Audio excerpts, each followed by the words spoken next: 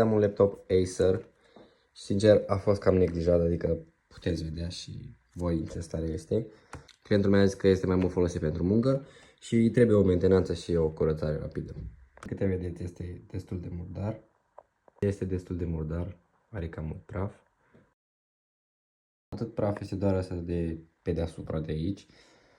O să mai curățăm, o să mă ocup acum de ventilatoare. Toate ventilatoarele acum, vedeți, sunt curate.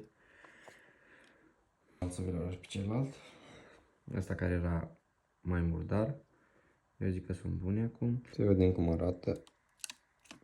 E cam lipit. Și... Mamă. A pus și pasta termo. Acum trebuie să reasamblăm înapoi totul.